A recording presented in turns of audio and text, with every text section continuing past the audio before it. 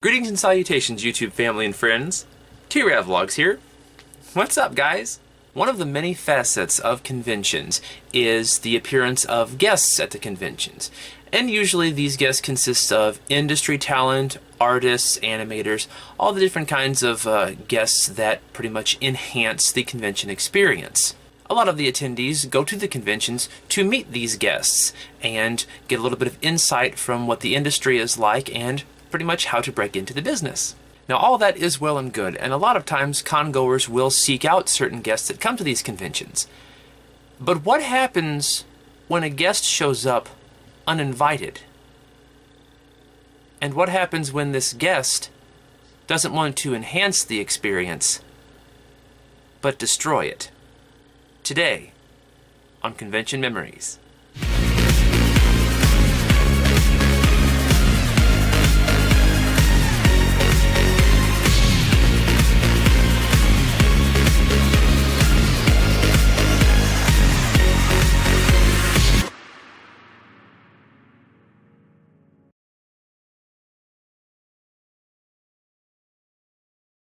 The year was 2010. I remember it just like it was yesterday. Anime St. Louis had moved to a new venue in the Gateway Center in Collinsville, Illinois, and it was a little bit of a learning curve for sure because we had to get a different layout of the building so we knew where everything was, but for the most part, everything seemed to be starting off at the convention pretty normally. Friday went off without a hitch. We had our fun, we went to our panels, we played games, we got snacks, we had pretty much a typical convention experience on Friday.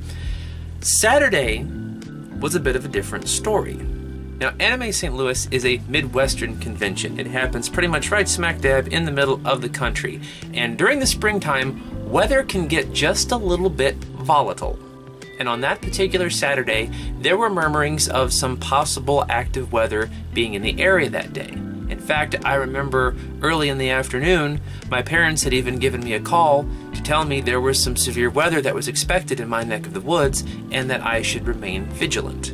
And of course, we would. We had plans to stay indoors pretty much all day, so we really didn't have to worry about anything there about being caught outside unless we were out getting something to eat. But for the most part, Saturday was like Friday. It went pretty normally. And then we got in line for the Masquerade.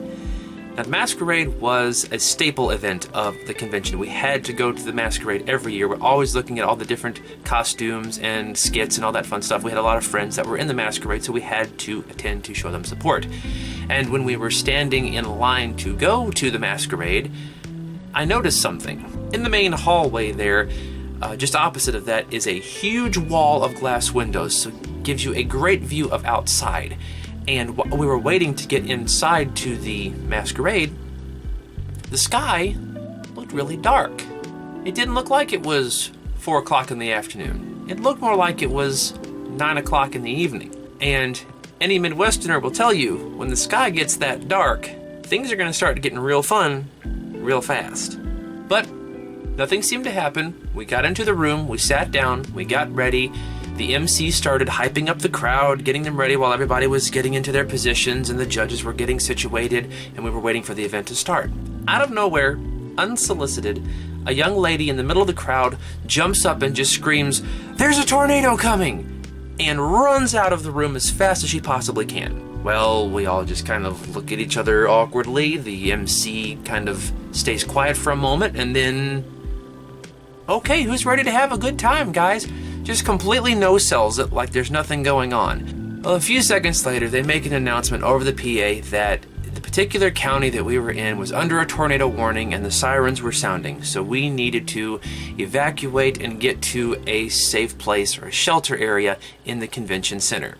That was a process, let me tell you. Having a lot of people in such a small area, it took us a long time to get everybody corralled out of the ballrooms and whatnot that we were in.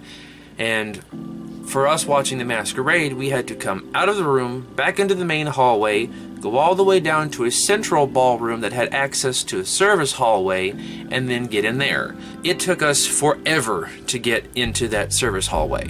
And the whole time we're standing there, I'm dressed as Moroku.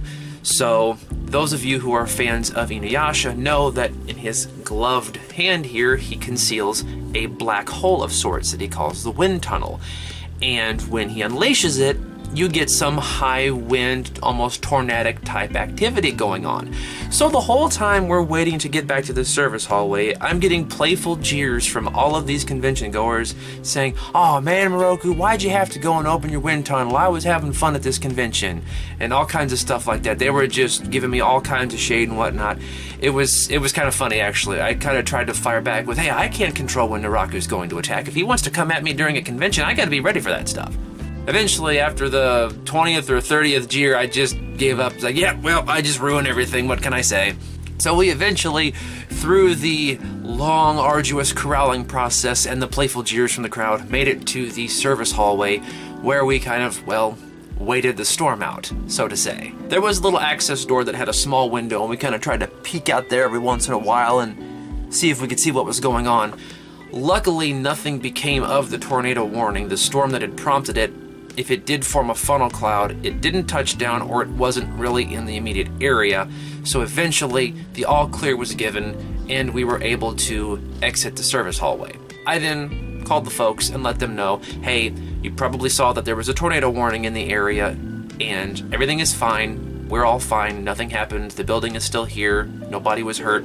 There wasn't even really a tornado to speak of, but they just had to take precautions.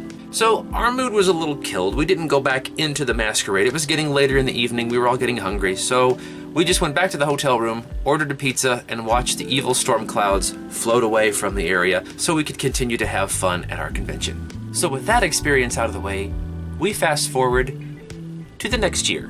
2011. Everybody's just kind of offhandedly joking about, "Oh, TornadoCon, we survived TornadoCon. Their tornado showed up at the convention."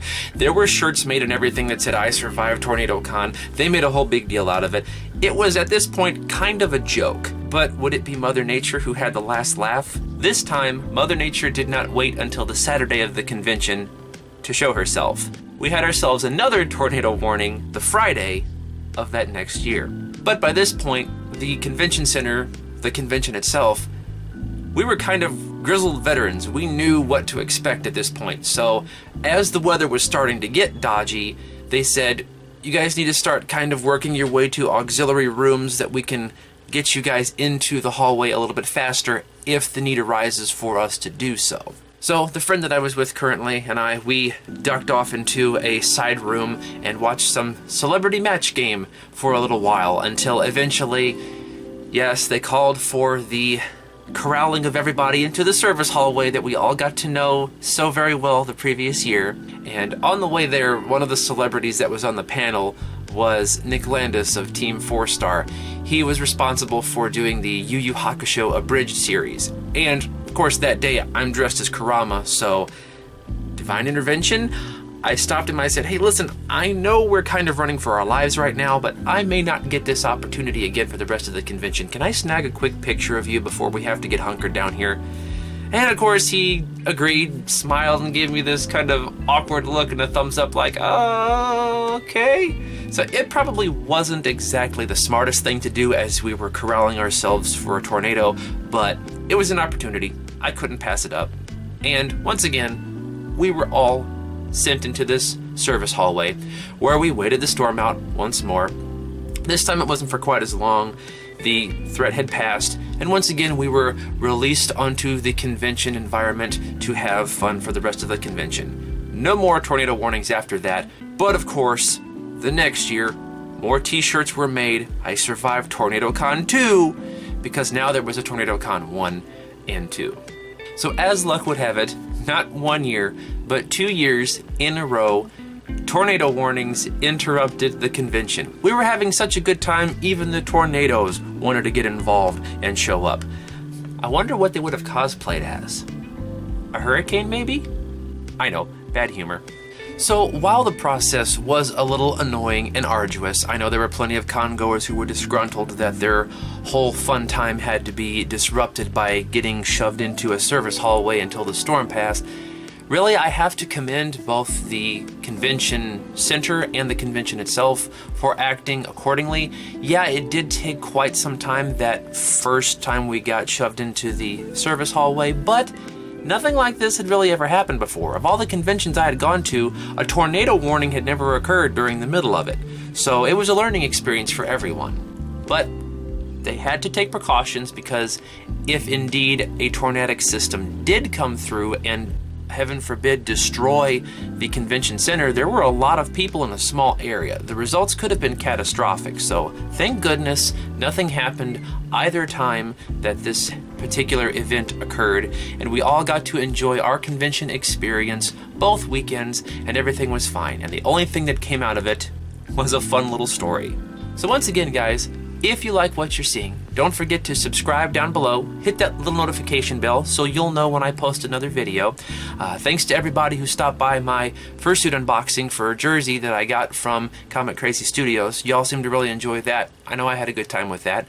We're back into convention memories now. I still have a few more stories to tell for that, so it's always good to hear from you guys. So again, while you're subscribing and hitting that notification bell, leave me a comment down below.